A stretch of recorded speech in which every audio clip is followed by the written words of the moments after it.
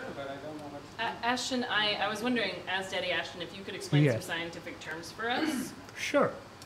I don't know if the chat has any words they would like defined on their meeting, especially if they're scientific. But the term that I just read recently that I didn't really understand was gahungahaka, and I was wondering... Sorry, was what? Gahungahaka. Gahundahaka. Yes, exactly. Gahundahaka. It's a biological term. The hakas, referring to the posterior leg muscles of the gahunda, they're very sought after. They are a delicacy in some parts of Australia, which is strange because gahundas can only be found in northwestern Asia. Spork. Spork? Is what the chat. Spork. If you could define spork for me. Spork was a dance craze created after twerking. It was not as successful. It was it was the second movie of dance moves. They have taken it back to the lab.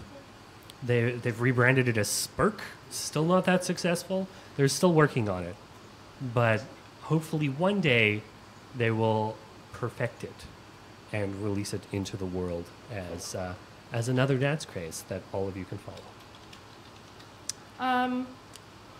Squoop.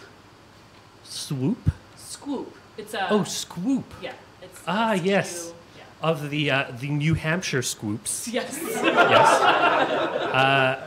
By Edmund Squoop himself was the discoverer of the Squoop. The Squoop, of course, being a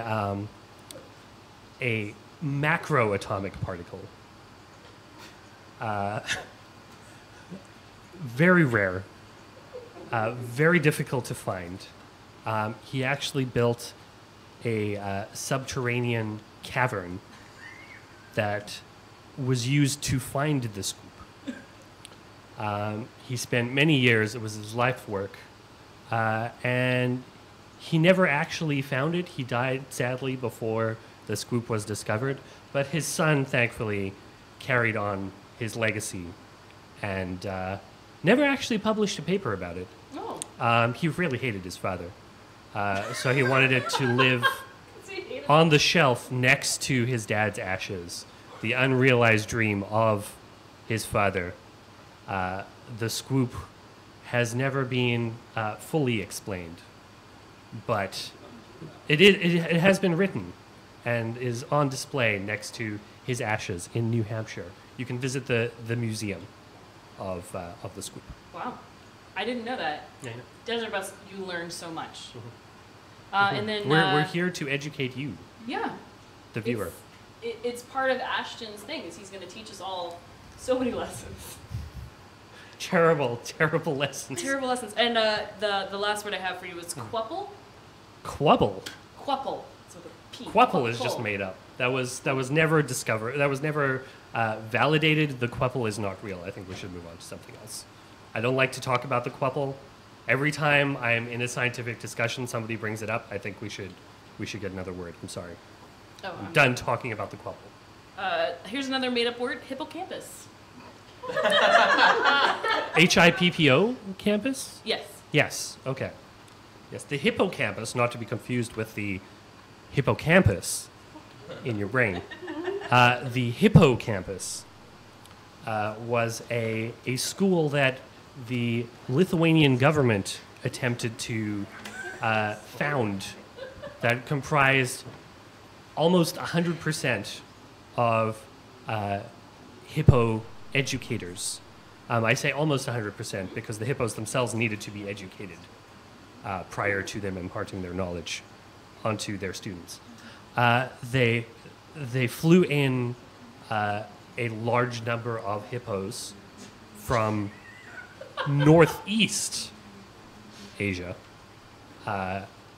where they are known to hide. Usually they're found in Africa. They're less concerned about their appearance there, and they'll roam around freely.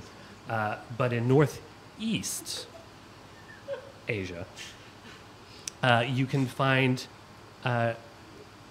crops of wild hippos underground. That's where they like to hide. And they found them. They found the hippo hole, and they flew a bunch of them over to Lithuania. And sadly, another tragic story. The educator that it was attempting to teach the hippos, he was eaten by hippos. That's about it. That's I mean, fantastic. I could go into some more details about what happened to the hippos after that, but it's a truly sad story, and I'd rather not. They all I lived don't wanna happily bring ever down the mood. after in a farm upstate. Yes, in upstate Lithuania. All right. Well, thank you for that. You We'll should write an encyclopedia. I check think we the- just found Ashton's YouTube channel. I thought his YouTube channel was reading code in a sexy voice. That's his- why not? That's the sub channel. Yeah. You can pair up with the pronunciation guide.